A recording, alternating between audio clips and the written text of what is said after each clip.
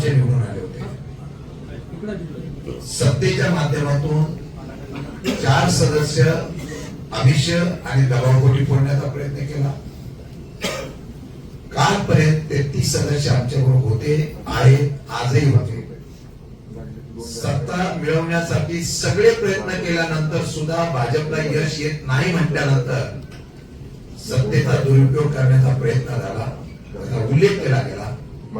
ज्या सदस्याचा अपहार झाला सांगतात तेच सदस्य आमच्यावर मतदानाला आले आणि त्यांच्यावर गुन्हा दाखल केला, ते त्यांच्या बरोबर होते.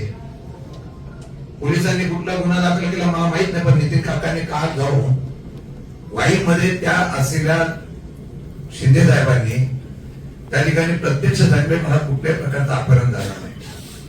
काल जेव्हा ते महाबळेश्वरला तक्रार करायला गेले, सांगायला गेले, तेव्हा त्यांना सांगितलं इथं तुमची निवेदन घेणार नाही, तुम्हाला वाईला जावं लागेल. आणि आज या सभागृहामधून ज्या वेळेला 2 सदस्यांना घेऊन जातात ते महाबळेश्वरला नेतात, कारण महाबळेश्वरून परत यायला त्यांना भेटू नये अशा प्रकारचं पोलीस यंत्रणेने जे काम केलेलं आहे. ही निवडणूक भारतीय जनता पार्टी लोकशाही जिंकलेली नाही, ही निवडणूक प्रशासनाचा, बळाचा आणि पोलीस यंत्रणेचा वापर करून केलेली आहे. कुठल्या नियमामध्ये बसतो, मतदानाचा अधिकार असलेल्या सदस्याला मतदान देण्याच्या बाबतीमध्ये जर पोलिसांनी हरकत घेतली असेल तर आम्ही त्याच्यावर एफआयआर दाखल करणार, कोर्टात जाणार. मतदानाचा वंचित करण्याचा अधिकार कोणाला नसताना सुद्धा, म्हणजे अगदी तुरुंगात असलेला गुन्हेगार सुद्धा उमेदवारी करतो आणि त्याला मतदानाला पाठवतात.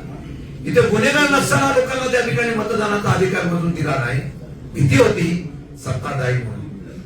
मला एवढंच सांगायचं आहे, यामध्ये पूर्णपणाने पोलीस यंत्रणेचा पूर्णपणाने बाटीकच झालेली आहे. एसपी असतील किंवा बाकीच्या सगळ्या प्रशासनाने एफआयआर दाखल करण्याच्या बाबतीमध्ये घाई केली.